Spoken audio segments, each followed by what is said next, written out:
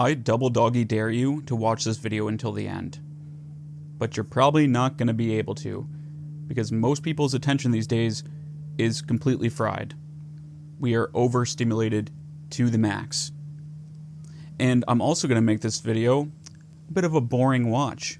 I'm not going to have any crazy fancy editing. It's going to be a bit of a slog to get through. But I am going to drop some super duper important knowledge onto you that is really going to help you in your life. So if you can make it to the end, then you're probably one of the few ones whose attention is not fried. And I'm also trying to game the algorithm and get you to watch until the end, let's be honest. Everybody knows it by now. But seriously, there is an important message to this, and it's that everybody is being pulled around in all these different directions by these high sources of dopamine. So the world as it's designed today, society as it's designed today, it's constantly pulling at your attention and at your energy.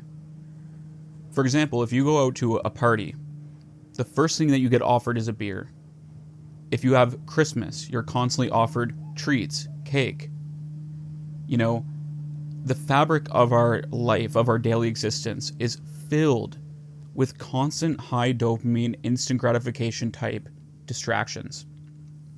And if you're one of the few people who let go of these things in your life, you say, you know what, I'm going to stop watching TV, I'm going to stop drinking alcohol at parties, I'm going to stop eating junk food and cake at birthday parties, then you're seen as that little weirdo who's oh dude, there's something wrong with that guy. Just live a little. You know what I mean?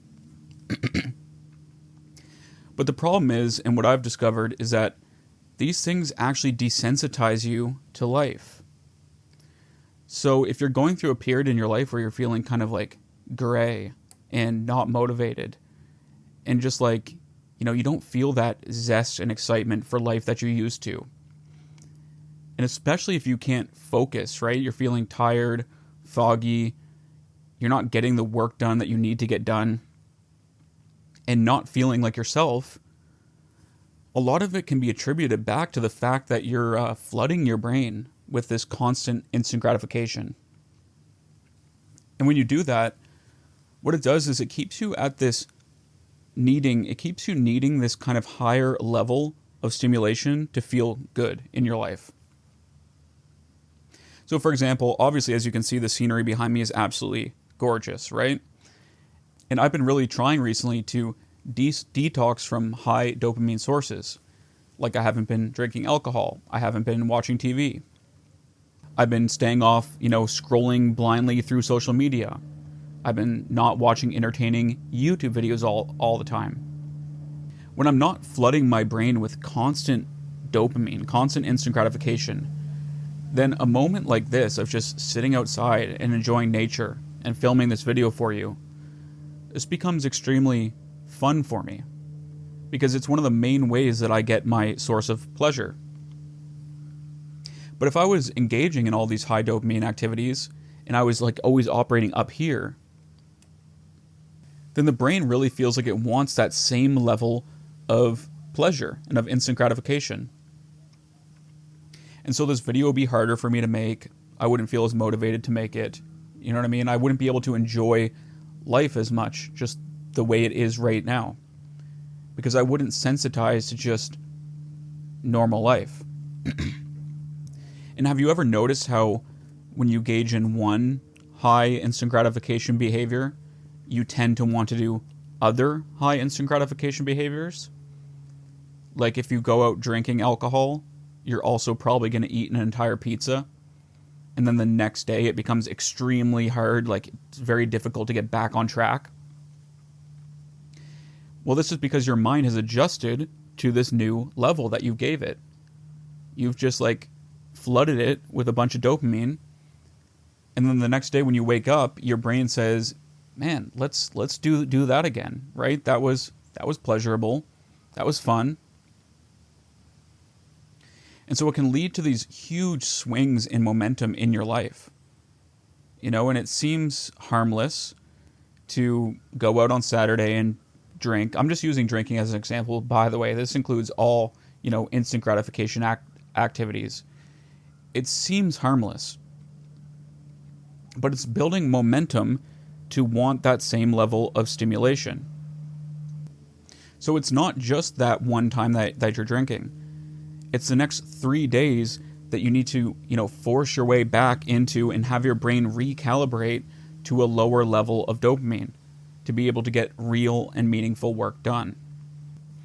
So like in my life, for example, I was diagnosed with ADHD, meaning allegedly, or not allegedly, but like based on it, I'm not producing the amount of dopamine that a normal brain's supposed to produce, or like whatever, right?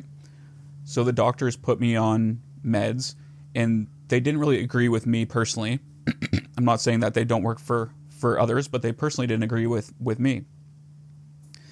And I found that when I would go on these dopamine detoxes, like remove all these high instant gratification sources of dopamine, I would get a very similar kind of effect of being able to really focus more in my life and feel more present. And so what ends up happening is when you're not constantly doing high instant gratification behaviors, your dopamine system, like I was saying, it comes down and it becomes sensitized to just normal life.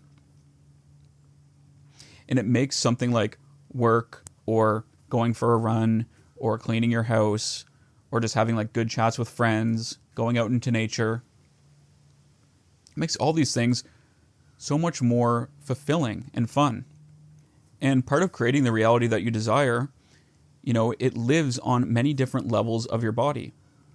Most people only talk about it from the place of mindset, right? They just say, think positive, shift your identity, etc. And this is one layer of transformation. But the other layers of transformation is the way your emotions are, the somatic experience in your body, the level of presence and conscious awareness you're bringing to your life. Then, of course, you have your cognitive layer as well. And you also have your biological layer. So this is, the neurochemistry in your brain. If you're thinking real positive, but you're flooding your brain with all these instant gratification, high dopamine type activities, then you're probably still going to feel in this kind of low gray state. Because that's what your brain is sensitized to, is constantly getting these rushes and these spikes. And by the way, the biological layer also includes things like the way you're treating your body, like your health, your levels of stress, your nervous system, the state that your nervous system is in, your gut health. So these are all layers to human transformation that a lot of the times get ignored. But the point that I'm trying to make in this video is that these high dopamine instant gratification behaviors, such as, just for example, smoking, alcohol, TV, nicotine, I think I already said that, marijuana, these things are really distracting. They pull you off course, they flood your brain with a ton of dopamine, and they lead to these instant spikes in pleasure that really give you nothing of any value in return.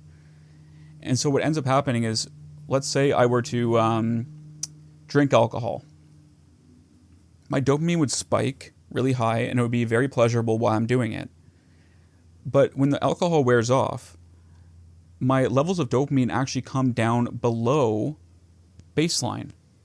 So if this is my normal natural state of feeling just good as a human being, the dopamine crashes down below that. And so these behaviors that you're engaging in are actually leaving you in a perpetual kind of rut if you're doing them all the time.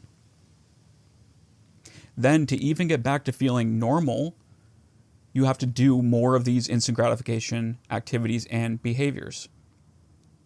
So it's kind of like this crappy roller coaster ride that you can't really get off of when you're always engaging in these high dopamine behaviors. And the only way to, get off the train is to start eliminating these things from your life, where your dopamine can resensitize and you kind of balance out into more of a this kind of thing. And that's the difference between instant pleasure and delayed gratification, or like instant gratification, delayed gratification. Is instant gratification constantly leads to a rut where you're actually has depreciating returns. It just gets like worse over time. Whereas delayed gratification compounds on itself and grows over time. So every delayed gratification activity you do is actually building the life that you want and the life that you desire. You know, like showing up, putting in work, going to the gym, cooking healthy meals. All those are really good, healthy sources of dopamine. And all those are building you up. And it's leading to further, compounding pleasure in the future of you building a better and better future for yourself. Whereas all the instant gratification ones that feel good now but suck later are, like I said, they're leaving you in this rut, and then you constantly have to be like chasing the dragon, you know what I mean? Trying to get back to that same level of perceived happiness or fulfillment that you felt with these activities. But there comes a point when you realize that these activities, the high dopamine ones, they aren't giving you anything of value. To the brain, they feel good. You know what I mean? It's what the brain wants. It's like, come on, give me more pleasure, give me more gratification.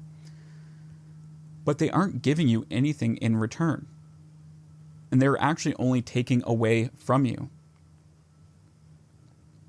And in my own experience, like, I used to have a really bad addiction to weed. And I've quit now for over 3 years. But back in those days, I would, really struggle with it. And I would really, really struggle to quit.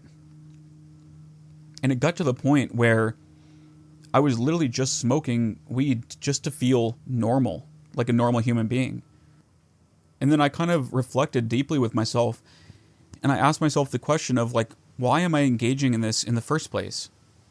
Why do I continue to do this thing that I know is bad for me? And I realized that deep down, I thought it was giving me something of value. As humans, we usually don't do things that we think has no value to us whatsoever. I wouldn't just like go up to this post right here and like smash my head against the post, because I know that wouldn't give me anything of any value. So usually these bad behaviors that we're engaging in, there's somewhere deep down inside that we feel like it's giving us something of value. That it's helping us relax, helping us feel more creative, helping us, have more fun, making life better in some way. And then eventually you come to a place where you realize that all that is an illusion. You realize that it's actually not giving you anything of any real value.